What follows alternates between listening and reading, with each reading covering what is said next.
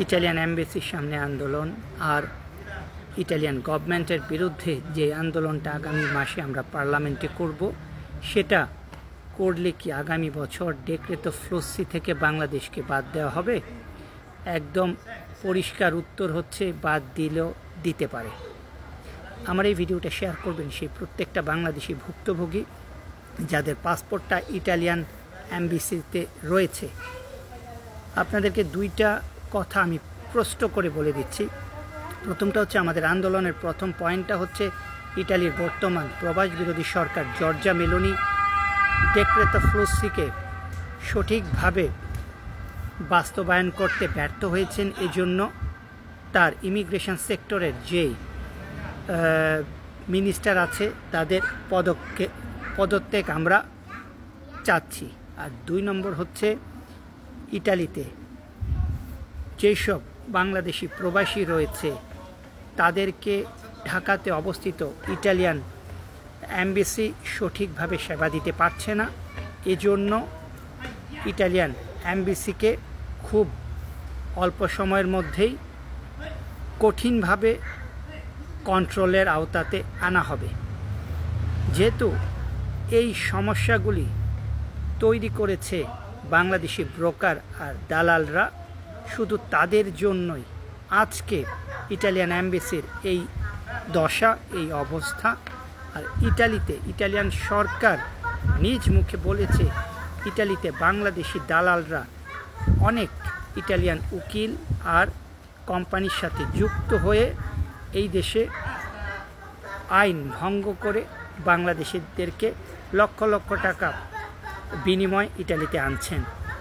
সেই জন্য এই মুহূর্তে বাংলাদেশের পক্ষে বা ইটালিয়ান সরকারের বিপক্ষে যখন আমরা কোনো প্রোটেস্ট করতে যাব, তখন সামনে চলে আসবে বাংলাদেশ হচ্ছে এই মুহূর্তে ইটালিতে করাপ্টেড দেশের মধ্যে একটা। আর এর জন্য দায়ী হচ্ছে বাংলাদেশিরাই সবার আগে। কারণ বাংলাদেশিরা ফেক নুল্লা অস্তা করেছে। এটা তো আর কোনো ইন্ডিয়ান আর পাকিস্তানি আর শ্রীলঙ্কা তারা তৈরি করে ঢাকাতে অবস্থিত ইটালিয়ান এমবেসিতে জমা দেয়নি, জমা দিয়েছে বাংলাদেশিরা। তাই সবার আগে দোষটা পড়বে সেই সব প্রত্যেকটা বাংলাদেশিদের। তাদেরকে খুঁজে বের করা, তাদেরকে বিচার হওয়া, তাদেরকে গ্রেফতার করা, জেলে নেওয়া, সেগুলি তো পরের ব্যাপার।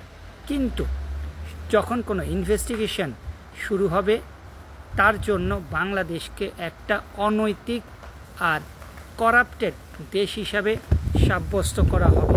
আর এটা যদি করা হয়, তাহলে 2025 সালে ডেক্রেতো ফ্লুসি থেকে বাংলাদেশকে ব্ল্যাক লিস্টে দিয়ে দেওয়া হবে, অতীতে যেমন দেয়া হয়েছিল।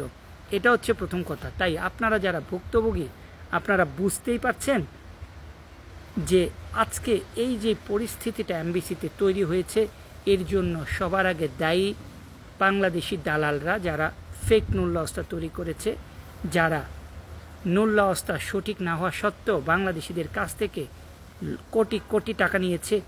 তাদের জন্য আজকে সাধারণ বাংলাদেশিরা যারা ইটালিতে আসবে কাজ করার জন্য, তাদের জীবন বিপন্ন হচ্ছে, তারা সমস্যায় পড়ছে। বুঝতে পারলাম যে ইটালিয়ান সিস্টেম ফ্লুসিতে অনেক করাপশান রয়েছে, কিন্তু এই করাপশানের সাথে সবচেয়ে বেশি জড়িয়ে কারা আছে? আমরা বাংলাদেশিরা। তাই আমি এবং নাহিদ ভাই এবং শিলা, আমরা 3 জনে তো ইটালির স্বার্থে পার্লামেন্টে যাব এবং পার্লামেন্টে গিয়ে ডেক্রেতো ফ্লুসিতে যেসব করাপশান হয়েছে সেগুলি নিয়ে কথা বলবো। আর যখনই আমরা কথা বলবো, ইটালিয়ান মিনিস্টারদের দায়ী করব, তারা কি করবে? তারা সামনে নিয়ে আসবে বাংলাদেশ থেকে কত মানুষ করাপশান করেছে, ইটালিতে অবস্থিত কত বাংলাদেশি প্রবাসীরা ফেক নুল্লা অস্তা জমা দিয়েছে, সেই প্রত্যেকটা রেকর্ড তারা সামনে নিয়ে আসবে।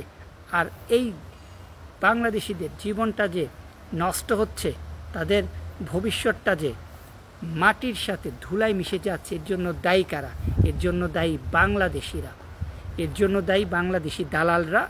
আর সেই সব বেশিরভাগ দালালি হচ্ছে ইটালিতে 10, 15, 20 বছর ধরে যারা ইটালিতে রয়েছেন, তারাই হচ্ছে বেশিরভাগ বাংলাদেশি দালাল, এবং তাদের লিস্ট করা তো ইতিমধ্যে হয়ে গেছে এবং তাদেরকে তো ধরা হবে, সেটা না হয় হবে, কিন্তু 2025 সালে আপনারা যারা ইটালিতে আসতে চান কোনোভাবেই কারো কাছে পাসপোর্ট বা টাকা পয়সা দেবেন না, কারণ সেপ্টেম্বর অক্টোবর পর্যন্ত আপনাদের অপেক্ষা করতে হবে, আর বাংলাদেশের জন্য সুখকর কিছু বয়ে আসবে না।